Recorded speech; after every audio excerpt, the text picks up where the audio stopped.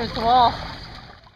Well, this is Coach Susan Kelly, Sporting Our Spirit, and I'm having a ball working with the sisters, Debbie and Diane.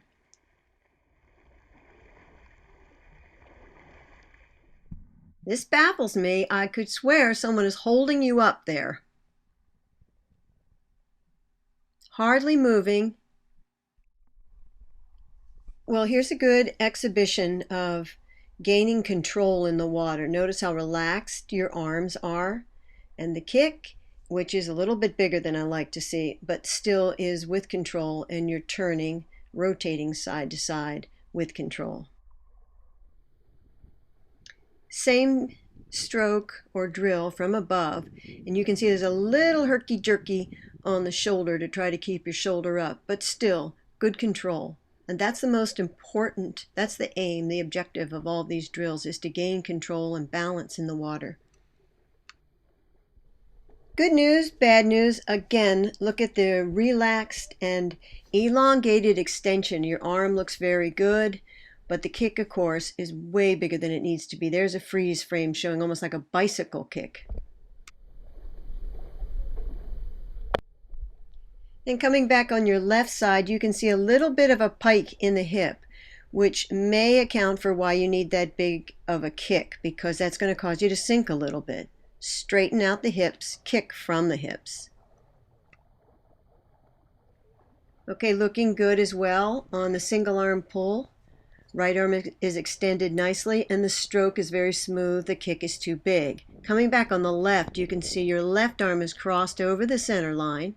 And there in your borrowed goggles, I think you got sort of swallowed up. And we're back. Underwater, we get to see some of the same things I've already been talking about. Left arm has a little bit of a crossover, a wild kick, but a nice pull. And in slow motion, you can see how your legs are sort of going every which way, which is throwing you a little bit out of balance. Look at that nice hand hold, though. Very nice hand position.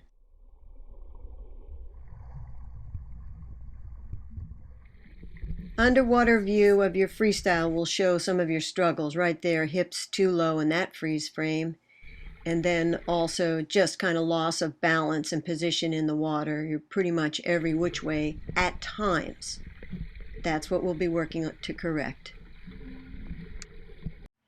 One of the problems on loss of position right there in that frame, you can see it's kind of a windmill approach where one arm is back and one arm is forward.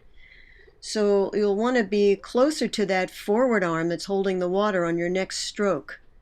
Windmillers generally sink a bunch. I'm not moving. Actually, you are. And yes, you are moving forward, though I admit it is not much. There we go, featuring a new trick. That's pretty good. You're moving.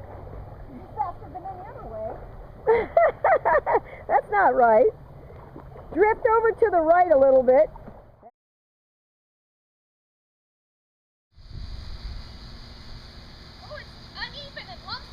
Oh, I don't like that. Does it feel...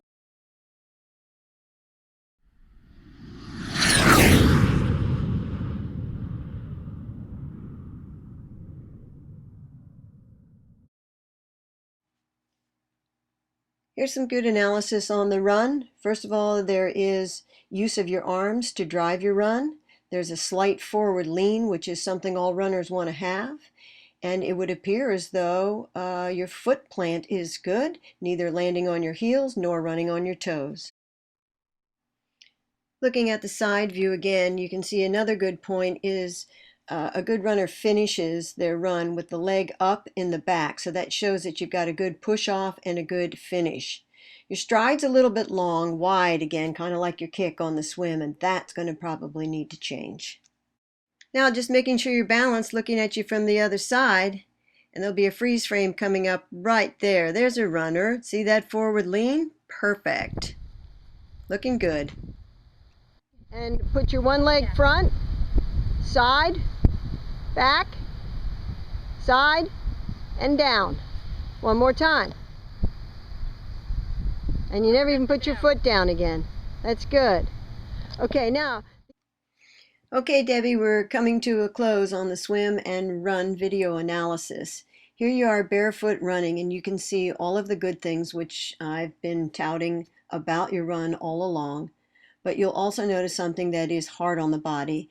Since this is in super slow motion, look at the vertical part of your run. You still have this up, down, and that should be a fairly easy fix because someone who has a bit of a forward lean on their run, if you can just quicken up your step, shorten the step, and quicken it up a little bit, I think there'll be less of that vertical up-down. And I'd just like to mention also, look at the nice definition in your calves. Very shapely muscles.